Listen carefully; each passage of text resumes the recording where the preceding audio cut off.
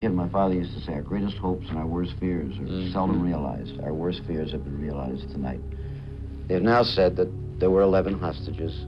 2 were killed in their rooms yesterday morning. 9 were killed at the airport tonight. They're all gone.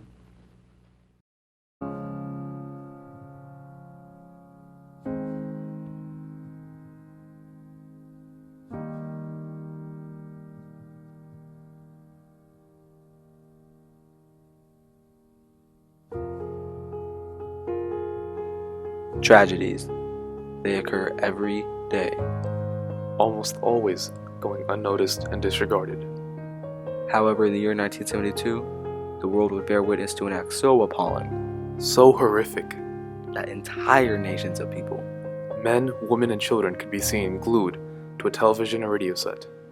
utterly awestruck by news no one had foreseen to make headlines. In 1972, Munich served as host to the Olympics, the first time Germany had hosted the Games since the reign of the infamous Adolf Hitler.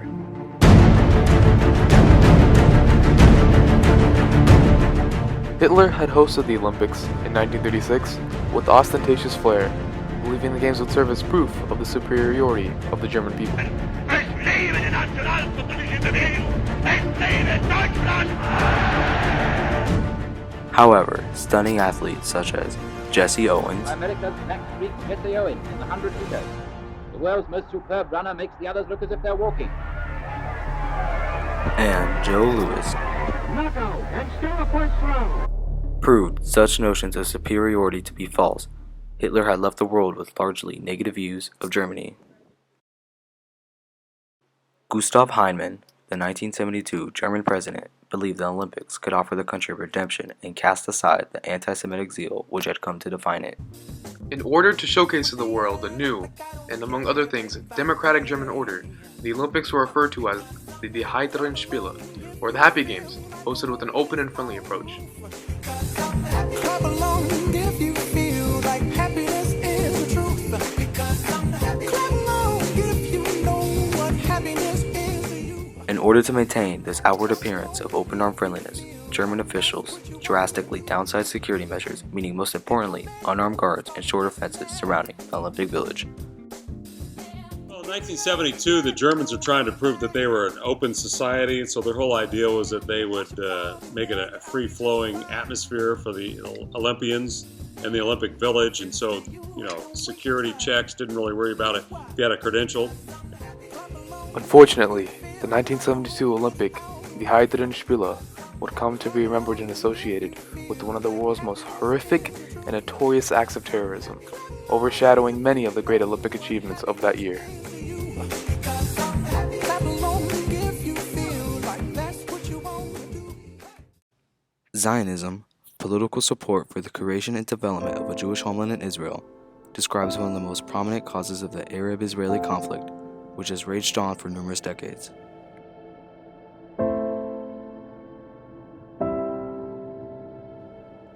Palestinians, who possessed the land before the movement, consider it, to this day, an invasion of their homeland.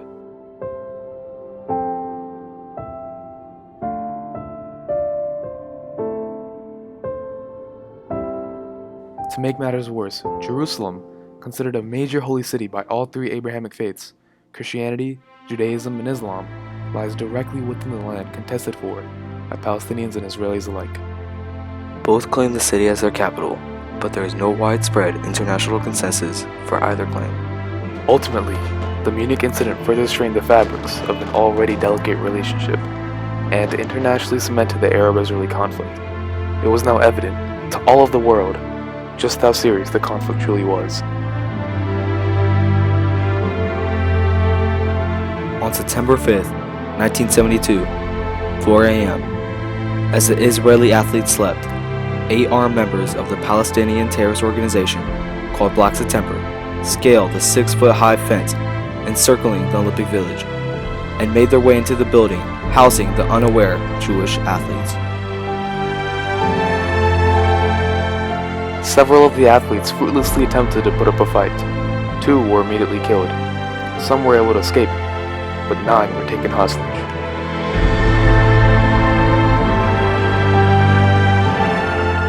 The terrorists carried a list of demands, which included the release of 234 prisoners held in Israel and 2 held in West Germany.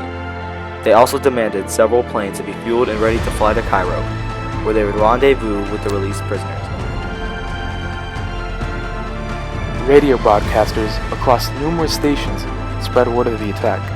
Television screens were soon emblazoned with images regarding it. President Nixon directs the Secretary of State to consult with other nations on international security measures against terrorists. Within hours, news of the incident was already stretching across the globe. Rejecting offers from Israel to send in a rescue team, German officials chose to deploy a team of 5 snipers, 1 for each of the terrorists. However, upon the terrorist arrival, the Germans realized there were 8 hostiles, not 5, as they had anticipated.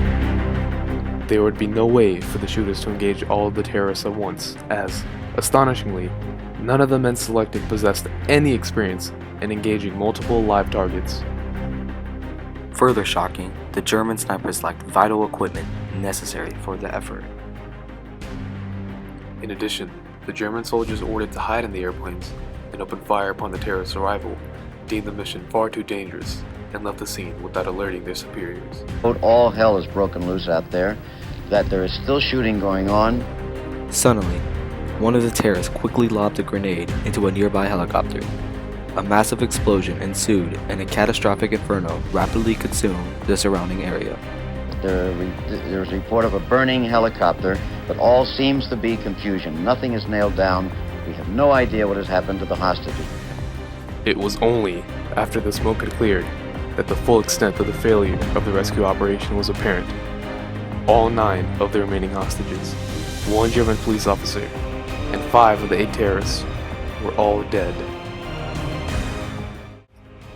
But it was not over yet. Prime Minister Golda Meir, after informing Parliament of the tragedy, decided the message had to be sent. The goal was to exact retribution against those involved in the Munich attack, as well as those intending to execute further attacks on Israel itself. To enact this plan, entitled Operation Wrath of God, Israel activated its assassination unit, Kidon, and issued death warrants for approximately 35 targets. The final assassination of the Wrath of God operation came in 1979. Ironically, the final target was the individual who was meant to be the very first assassination, but who had consistently evaded the Israelis, Ali Hassan Salameh. His death consequently ended the 6-year-long campaign to kill and terrorize those responsible for the Munich Massacre. So yeah, the security measures are totally different from it was in 1972, especially the one we just finished up with in Sochi, Russia. Security was very intense everywhere we went, from the hotels that we stayed in to our work environment. Even on the buses that we went to, you had to have all these different levels of security. Well, an Olympian should be able to go to the venues and compete and live in that area during a amount of time and concentrate on their sport and know that they're protected. So it falls on the German government. It was a huge letdown there, and that's why this terrorist attack happened. Ironically, and in sharp contrast to reality, the Die Heiteren Spiele, or the Happy Games, evidenced the negligence of the West German government's responsibility as host of the 1972 Summer Olympics to ensure the domestic safety rights of all participating athletes. It's sad to say that all, if not much of this, could have been avoided if the West German government, as host of the Games, took the proper precautions and assured the protection of all participating athletes. None of the security guards, and there were not many to begin with, possessed any arms. In addition, the fences surrounding the Olympic Village were merely 6 feet high, and they were neither barbed nor electric. On top of all of this, the government also failed to take the necessary steps when confronted with the attack. Israel offered to lend out a helping hand to aid the situation, but the government was sure that it could effectively handle the predicament. However, the officers ordered and deployed to handle the predicament effectively worsened it. All of the hostages intended to be rescued ended up dead.